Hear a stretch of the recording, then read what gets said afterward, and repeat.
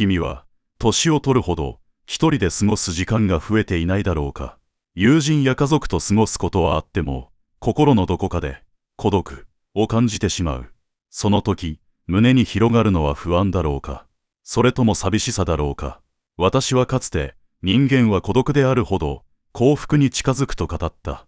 孤独は不幸ではなく、むしろ幸福への入り口なのだ。思い出してほしい。人混みで気を使い続けた、一日の終わり。疲れ果てて帰宅し、深いため息をつく瞬間。その直後、一人静かに椅子に座り、本を開く。その時、心がふっと軽くなることはないだろうか。孤独は恐れるべきものではない。それは人生の後半を支える、最大の味方である。若い頃は、他人の承認を追い求める。だが、年齢を重ねれば、外の評価よりも、内なる静けさこそが、心を潤すことに気づく。これから語る、7つの教えは、孤独を不幸から、幸福へと変える方法を示すだろう。そして君は、年を取るほど一人が幸せになる理由を知る。孤独を力に変える旅を、ここから始めよう。第一の教え。幸福は外ではなく、内に気づかれる。君が、孤独を恐れるのは、幸福を他人の中に探しているからだ。愛されたい、認められたい、褒められたい。その欲求は、若い頃には強く働く。しかし、やがて気づく。それらは一時的に心を満たすだけで、すぐに消えてしまう。孤独を幸福と結びつける。第一の教えは、外ではなく内に気づく、という考え方だ。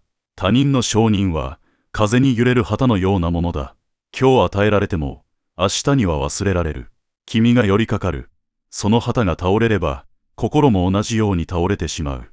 だが、自分の内に幸福を築いた人は違う。旗が倒れようと、風が止もうと、揺るがない。その土台があるからこそ、孤独の中でも安らぎを感じられる。考えてみてほしい。静かな夜、自分一人だけの時間に、本を開く瞬間。そこには、誰の評価も介入しない。ただ知識と、自分の思索だけがある。この時間を楽しめる人は、すでに孤独を味方にしている。私はかつて、人間の欲求を、苦悩の源、と呼んだ。求めれば求めるほど、満たされず、満たされたとしても、次の欲求が立ち上がる。まるで、そこの抜けた桶に、水を注ぎ続けるようなものだ。では、どうすればいいか。その桶を塞ぐのだ。つまり、外に求めることを減らし、内側の静けさを喜ぶ、心を育てる。孤独はその訓練に、最も適している。一人の時間に耐えられず、常に誰かを求める人は、自分の内に築くべき基盤を持っていない。だが、一人を楽しめる人は、すでに自立した幸福を得ている。ここで一つ、日常の場面を思い浮かべてほしい。例えば、休日に予定がなくなった時、多くの人は、慌てて誰かを誘い、空白を埋めようとする。しかし、その時間を一人で散歩し、空の青さや風の感触を味わえばどうだろうか。他人がいなくても、心は豊かになれる。むしろ、その方が静かな幸福に気づける。孤独を恐れるのではなく、孤独の中で自分を鍛える。それが最初の一歩だ。年を重ねるほど、この内的な力こそが支えとなる。君に、試してほしいことがある。今夜、寝る前にスマホを閉じ、誰とも連絡を取らず、ただ、一冊の本を手にしてみることだ。数ページでもいい。誰の目も気にせず、ただ文字と自分だけの世界に浸る。それが、孤独を幸福に変える、最初の訓練になる。第二の教え。他人の愚かさに、巻き込まれてはならない。人はしばしば群れに飲まれ、浅い話題や無意味な競争に、心をすり減らす。その場では笑っていても、帰宅後に重たい疲労が残ることがある。なぜか、それは本来必要のない刺激を浴び、心が余計な負担を抱えたからだ。孤独はその負担を断ち切る。一人でいれば、無駄な争いに巻き込まれることもない。愚かな振る舞いに腹を立てることもない。人の嫉妬や悪意から心を守ることができる。私はかつて人間の多くを愚鈍で利己的とみなした。それは悲観ではなく、冷静な観察だ。群衆に合わせ続ける者は必ず心をすり減らす。だからこそ、孤独を選ぶ人は強い。考えてみてほしい。職場での終わりのない噂話や、近所で交わされる中身のない会話に、どれほどの意味があるだろうか。一見ハームレスに思えても、それに付き合う時間は人生から奪われていく。孤独は、この無意味な浪費を遮断する盾になる。一人でいるとき、君は自分の時間を完全に支配している。何を考え、何を学び、何に心を傾けるかを、すべて自分で選べる。それは小さなことのようで、実は人生の質を大きく変える。私は長い間、書物と向き合い続けた。そこには他人の愚かさも、無意味な競争も存在しない。あるのは、思索と知恵の蓄積だけだ。その静かな対話は、どれほど孤独を豊かにすることか。もちろん、孤独は人を完全に隔絶させるものではない。必要な人間関係は存在する。しかし、その関係は選び抜かれたものであるべきだ。広く浅く、つながるよりも、少数でも、深い理解を分かち合える相手がいれば十分だ。だからこそ、年齢を重ねるほど、孤独を恐れる必要はない。むしろ、愚かさから解放される。安らぎを享受すべきだ。群れから距離を置くことは、知性を守る行為だからだ。ここで一つ、日常の場面を思い出してほしい。例えば、職場で昼休みに、延々と繰り返される人の悪口。参加しなければ、冷たい人、と思われるかもしれない。だが、あえて一人で静かに本を読む選択をしたなら、君の心はどれほど軽くなるだろう。周囲の一時的な評価よりも、その静けさが、君の人生に確かな力を与えてくれる。まずはこんな一歩から始めよう。今日一日の中で、他人の愚かな会話に巻き込まれそうになったら、そっとその場を離れ、自分の静かな時間を守ることだ。その小さな行動が、孤独を幸福へと変える扉になる。第三の教え。人は結局、自分自身に安らぎを見出す。若い頃は、人の輪の中に居場所を探す。誰かと一緒にいることで安心し、賑やかさが楽しさの証だと信じる。だが、年齢を重ねるにつれ、その賑わいが疲労に変わることに気づく。その時人は自然と、内なる自分との対話に向かうのだ。心の安らぎは、外部から与えられるものではない。恋人や友人が、どれほど君を慰めても、最後に眠りにつくのは、自分一人である。その孤独の時間を、苦痛と感じるか、安らぎと感じるかで、人生の豊かさは決まる。私はこう考える。孤独に耐えられる人間こそ、本当に自立している。なぜなら、自分の内に、安らぎの源泉を持っているからだ。外の条件に振り回されず、自分の中に居場所を築いているからだ。考えてみてほしい。旅行先で人混みに疲れ、ホテルの部屋で一人、窓から夕焼けを眺める瞬間、その静かな時間に心がふっと緩むことはないか。その安らぎは他人との会話から生まれたのではない。自分自身との対話の中に芽生えたのだ。孤独は自分と和解する時間でもある。心の奥に押し込めていた不安や欲望、後悔や期待と正面から向き合うことになる。それは最初こそ苦しい。だが、その過程を経て初めて、自分自身と折り合いをつけられる。その和解こそが、安らぎの正体なのだ。人は外の世界で、どれほど成功を収めても、自分の内に平和を築けなければ虚しい。だから孤独は、人生の後半において避けるべきものではない。むしろ、それを受け入れ、生かすことが成熟の証となる。私は人生を、苦の連続、とみなした。だがその中でも、心が静まる瞬間は確かにある。それは大勢の中ではなく、孤独の中で訪れる。音が消え、思考が澄み渡り、自分の存在がそのまま肯定される瞬間だ。ここで一つ、日常の場面を挙げよう。例えば、休日の朝、目覚ましに追われず、ただ静かにコーヒーを入れる。窓際の光に照らされながら、一人でその香りを楽しむ。その短い時間に、心は深い充足を感じる。他人はそこにいない。だが、確かに幸福は存在している。今日、やってみてほしいことがある。短い時間で構わない。家の中で一人、音を消し、自分の呼吸に耳を澄ませる。そして、今、この瞬間に安らぎがある、と心に言い聞かせてみるのだ。その体験が、孤独を恐れない力を育てていく。第4の教え。孤独は欲望を削ぎ落とす。人は絶えず求め続ける。財産、地位、名声、そして快楽。だが、これらは満たされた瞬間に次の欲望を生み、終わりのない連鎖へと君を引き込む。その連鎖は心を縛り、自由を奪う。孤独の時間は、この欲望の連鎖を断ち切る場である。一人でいるとき、人は他人の目を気にせずに済む。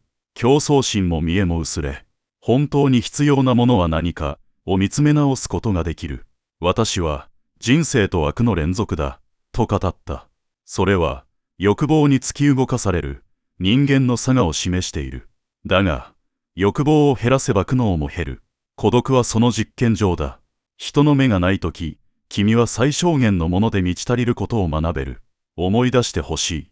一人で簡素な食事をとるとき、他人に見せる必要がなければ、派手さはなくとも、十分に満足できるはずだ。その静かな満足は、欲望を減らした証拠である。欲望を減らすことは、決して何も持たないことを意味しない。むしろ逆だ。本当に価値あるものだけが、心に残るのだ。静かな時間、誠実な思考、心を動かす一冊の本。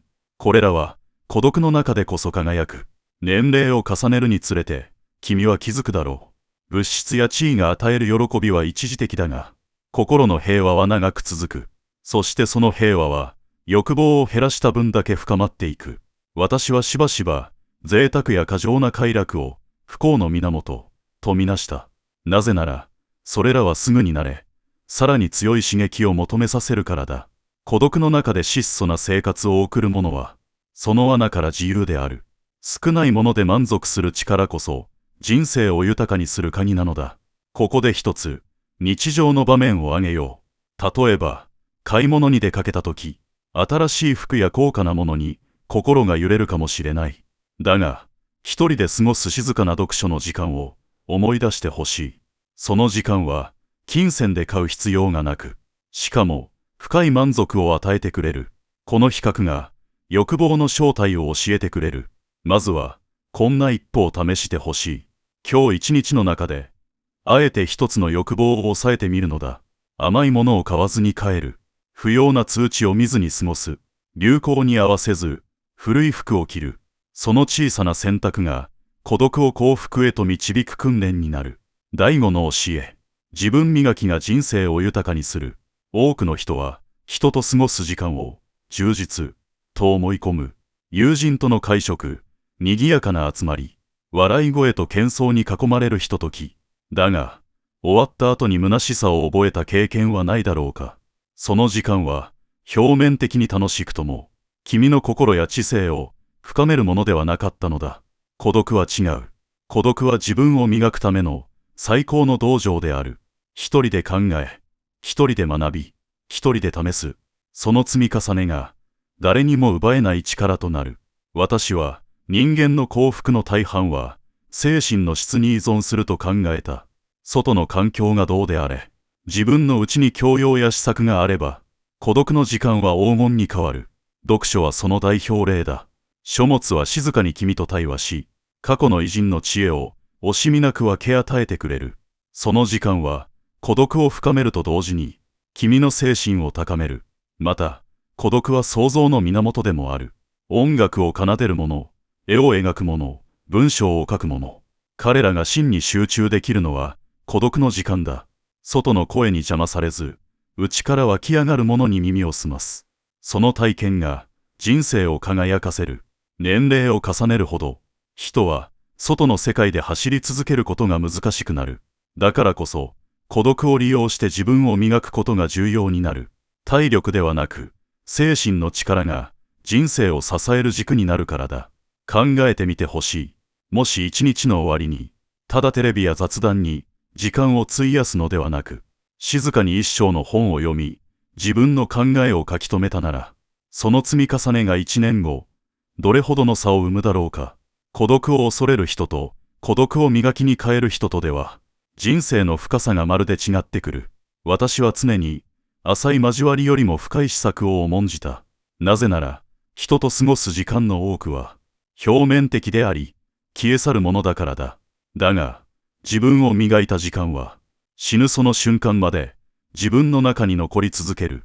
ここで一つ日常の場面を挙げよう。例えば友人に誘われた飲み会があったとして、その夜を断って自分の机に向かったとしよう。最初は孤独を感じるかもしれない。しかし一冊の本に没頭し、新しい発見に心が震える瞬間を得られたなら、その時間は他の何にも代え難い宝となる。まずはこう試してみてほしい。今日から1日のうち30分だけ誰とも話さず自分を磨くための時間を確保する。読書でも日記でも静かな詩作でもよい。その30分が積み重なるとき、孤独は君の最強の味方に変わっていくだろう。第6の教え。評価基準を他人ではなく自分に置く。人は誰しも他人から評価されたいと願う。褒められれば嬉しく、無視されれば不安になる。だが、その欲望に縛られる限り、心は決して自由にはならない。承認は与えられるものではなく、奪われるものでもあるからだ。私はかつて、幸福の大半は、他人の評価から解放されることにある、と語った。他人の目を意識するほど、君は他人の奴隷になる。孤独の中でこそ、その鎖を断ち切る力が育つのだ。考えてみてほしい。もし君が、新しい趣味を始めたとする。絵を描く。楽器を練習する。文章を書く。その時、周囲の評価を気にしてしまえば、下手だと思われないか、笑われないか、と不安が湧く。しかし、一人で取り組み、他人の視線を忘れた瞬間に、心は自由になり、創造の喜びがあふれてくる。承認を求める心は、尽きることがない。褒められても、もっと褒められたいと渇望する。一度批判されれば、その痛みが長く尾を引く。それは、砂上に家を建てるようなものだ。安定せず、崩れることを恐れ続ける。だが、孤独の中で自分に向き合えば、評価の基準を他人ではなく、自分に置けるようになる。昨日の自分より一歩でも進んだか、自分の誠実さを守れたか、この基準に従うとき、君の心は外の評価に左右されない。年齢を重ねるほど、この自由は大きな意味を持つ。若い頃は、他人の目にさらされる場面が多い。だが人生の後半は、自分のペースで過ごす時間が増える。承認から解放されるほど、孤独は安らぎに変わる。私は、人生を観察する中で、承認を求めすぎる者は、常に不幸である、と確信した。なぜなら、他人の評価は移ろいやすく、その基準は、君の努力とは無関係だからだ。孤独を選び、承認の枷を外す者だけが、静かな幸福を手にすることができる。ここで一つ、日常の場面を想像してほしい。例えば、SNS に投稿した写真、いいねが少なければ落ち込み、多ければ一時的に喜ぶ。しかし、その幸福はすぐに薄れる。だが、一人で静かに写真を整理し、その瞬間の思い出を心に刻むなら、誰に見せなくとも、心は満たされる。この違いが、孤独の価値を物語っている。まずは、こんな一歩を試してほしい。次に何かを成し遂げたとき、あえて他人に報告せず、自分だけの達成感として、味わってみるのだ。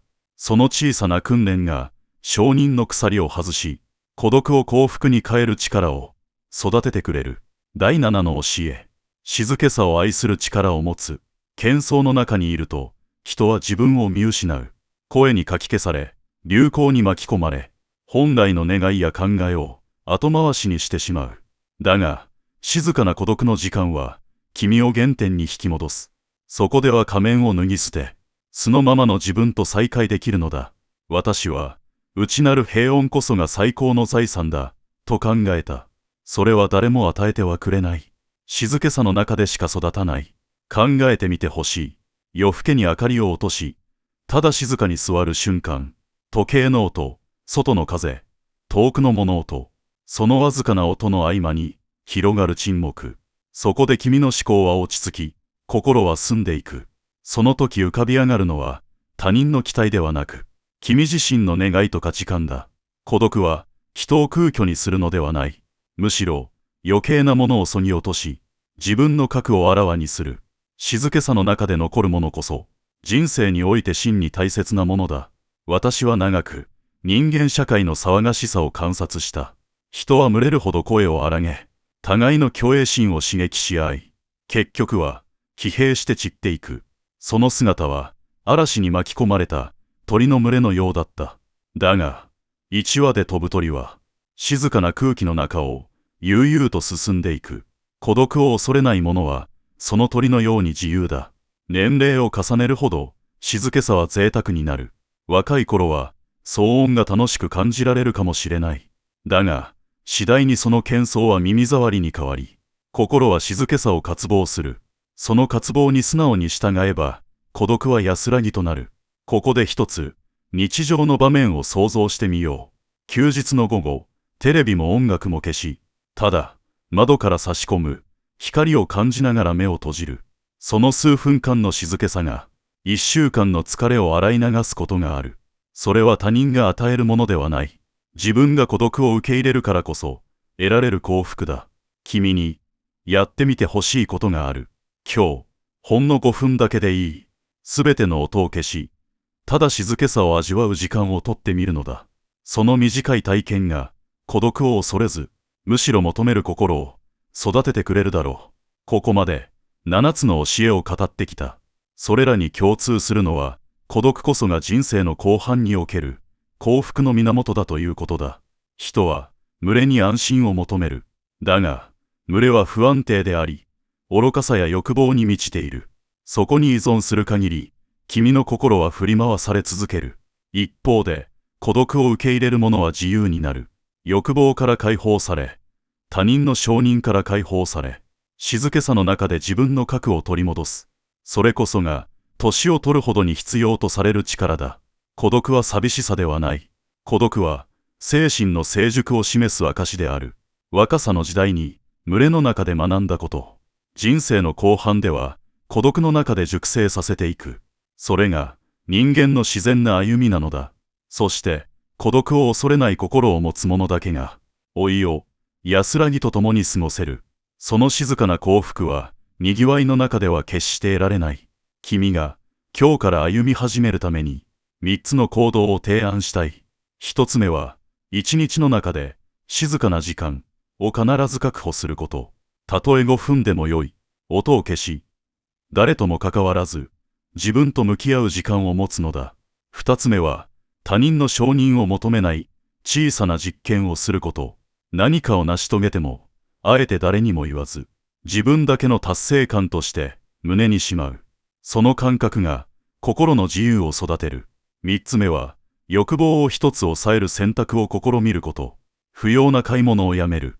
無意味な情報に手を伸ばさない。その一歩が孤独を豊かにする余白を生む。孤独は敵ではない。孤独は君の心を強くし、自由にし、年齢を重ねるほど深い幸福を与えてくれる。恐れずに、その静けさを抱きしめてほしい。君の人生の後半は、孤独とともに、最も美しく輝くのだから。